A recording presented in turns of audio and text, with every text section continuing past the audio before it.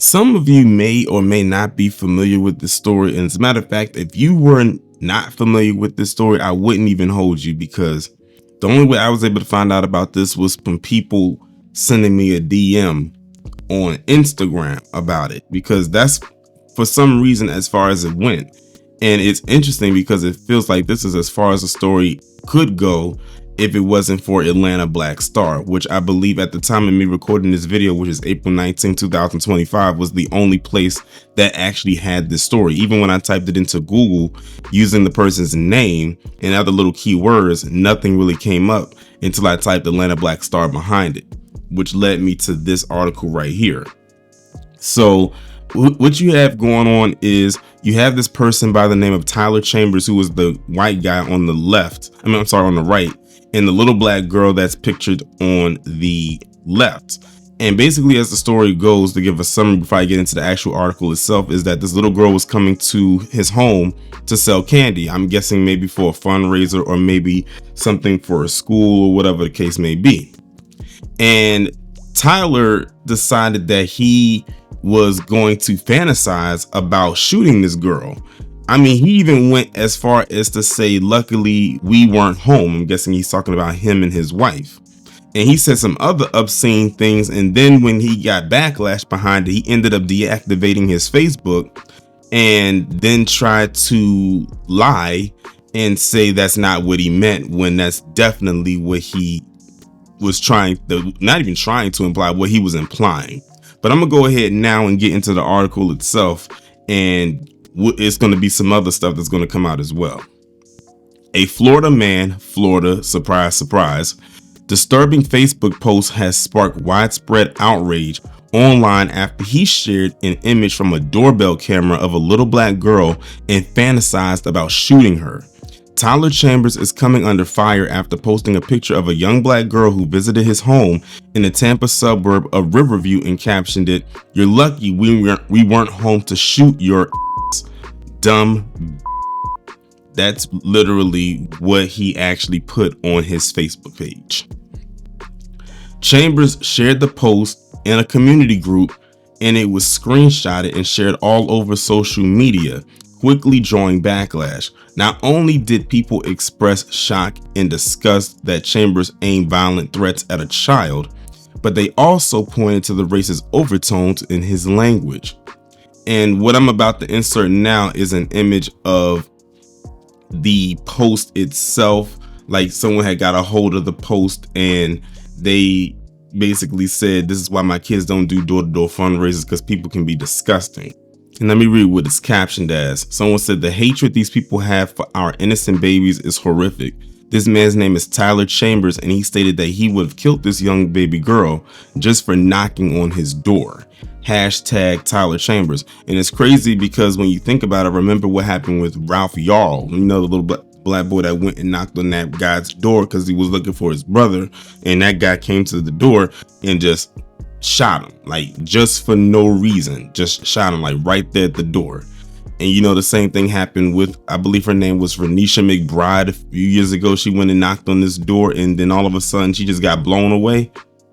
So the fact that this guy literally fantasized about what he would have did because basically saying, luckily we weren't home, because if they were, or if at least he was, what he would have done to her if they were home, and saying luckily we weren't home, so basically her life was spared just on that strength alone, and all she was trying to do was sell some candy. But as you can see in the post, that's a picture, the screenshot from the doorbell camera. I'm guessing that's a picture of him and his wife that's on the right side, and underneath it on that same right side is a screenshot from his LinkedIn account.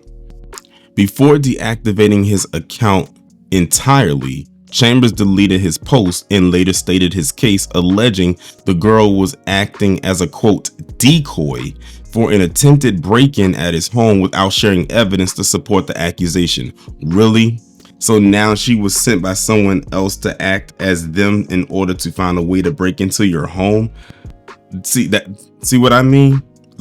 Master manipulators, but thankfully nobody was fooled into believing that. Really, that was your cover? That was your reasoning?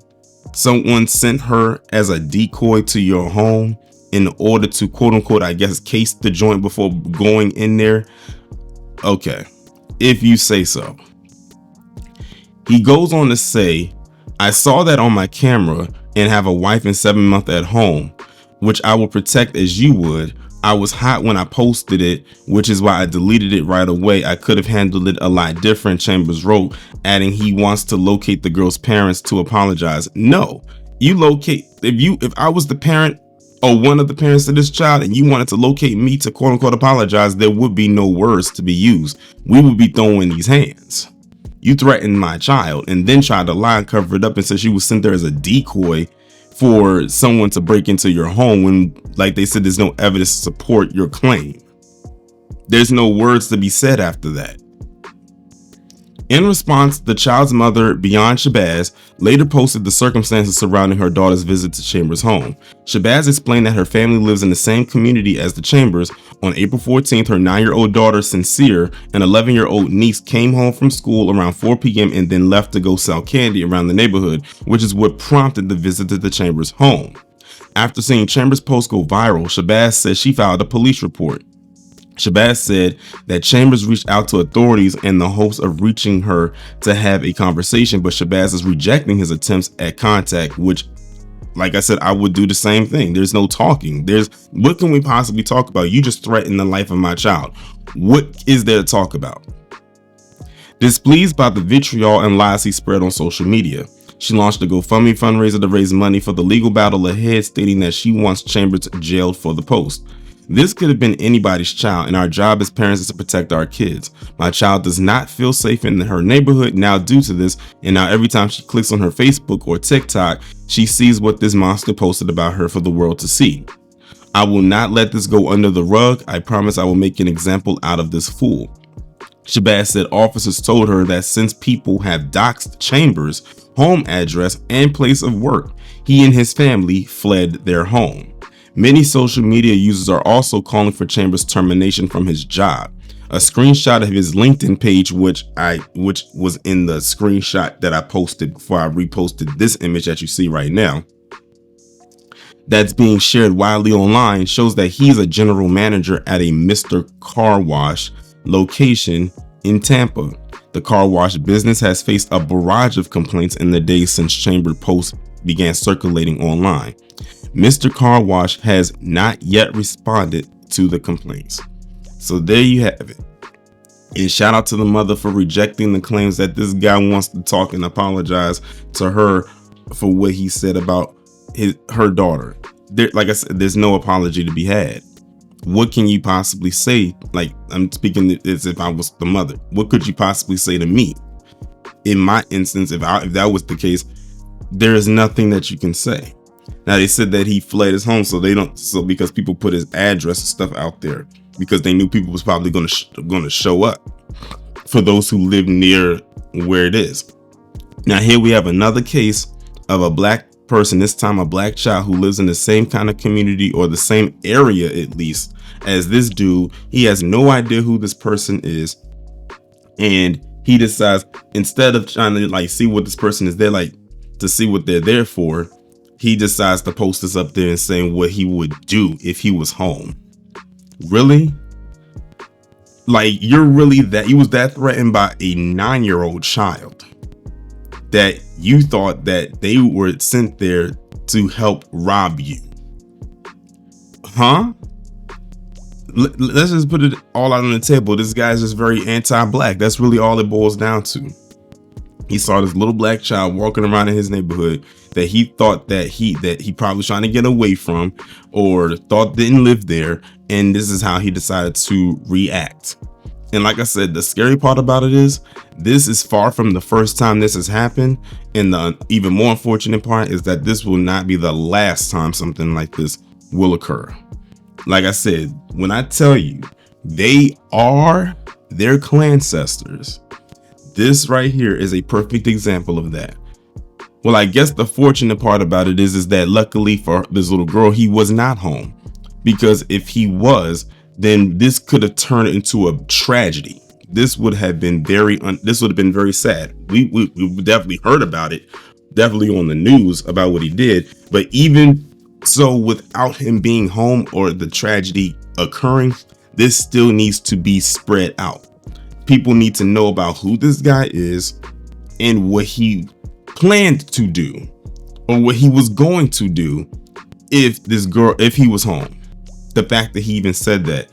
And no one cares, he threw in about the part about his wife, and their 7-month-old child and the safety of them. No, you weren't thinking about that.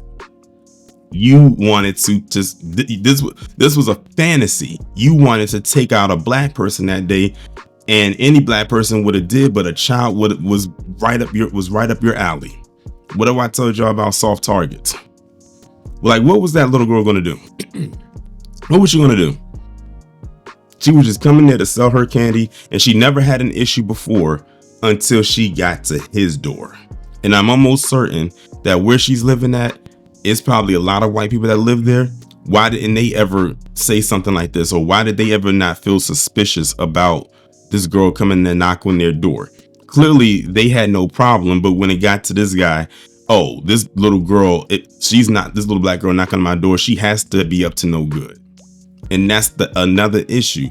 That's something that still carries over from their clan ancestry. Thinking black people are just up to no good at all times. Meanwhile, what just happened recently in Florida? You had that guy, that terrorist, what's his name, Phoenix Inkner, commit a mass shooting at Florida State University. Looks to me like the threat is in their own backyard. And when I mean that, I'm talking about, if you look in the mirror, look, that's what your threat's currently looking like. And if you look around what's going on around this establishment right now, even outside of that, I think you can see exactly who the true threat is. But their prejudice and their anti-blackness will not allow them to lean into that. But that's fine. It is what it is. But hopefully he gets charged properly for what he said, because really those are some felony charges in my honest opinion. But they gotta find him first. They said he fled, but if there's an update that's to come by the time this video goes up, I'll make sure to insert it in there. But y'all let me know what y'all think about this down in the comments, and I will talk to you in the next one.